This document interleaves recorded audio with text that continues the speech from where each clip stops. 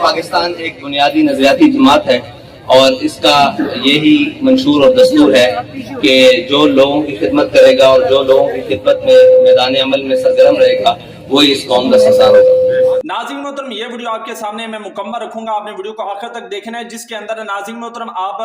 دیکھیں گے کہ علامہ سعد حسین ندوی صاحب عام کارکن کی طرح جو ہے وہ لوگوں کے درمیان جو ہے وہ بیٹھے ہیں اور ان کے جناب سوالات کے جو جوابات ہیں وہ دے رہے ہیں، اور بہت ساری ایسے باتیں کہ جو تحریک لبیک پاکستان کے کارکن بھی جاننا چاہتے ہیں ان کا جواب بھی علامہ سعد حسین ندوی صاحب جو ہے وہ دے رہے ہیں، اور بہت ہی خوش دلی کے ساتھ ابھی آپ کے ساتھ تحریک لبیک پاکستان جب ان احباب کی مدد کرنے کے لیے آئی ہے تو ان لوگوں کا سہارا نہیں لیا، جب اقتدار میں آئے گی تو ان کا سہارا کیسے لے گی؟ یہ تو ایک علیحدہ سی بات ہے۔ تحریک لبیک پاکستان ایک بنیادی نظریاتی جماعت ہے اور اس کا یہی منشور اور دستور ہے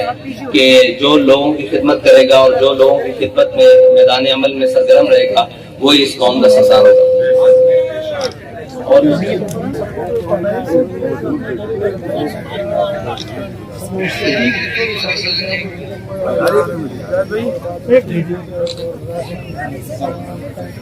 لبیک سے آپ کو تو خود بہتر پتا ہے کہ پیچھے لوگوں میں جتنے وہ ویئر ہاؤس بنائے ہوئے ہیں راشن کے اور ساری چیزیں، وہاں لوگوں کو بلا کر اور ان کو پرچیاں دے کر اور جو گھروں میں بیٹھے ہیں یہ مین سے ہٹ کر ان تک بھی راشن پہنچایا جا رہا ہے۔ آپ کے سامنے موجود ہے، سارا پلان موجود ہے۔ ہماری بہت ساری ضلعی ٹیمیں جو باولپور سے تعلق رکھنے والے ہیں، گجرات سے تعلق رکھنے والے ہیں، اور کون سے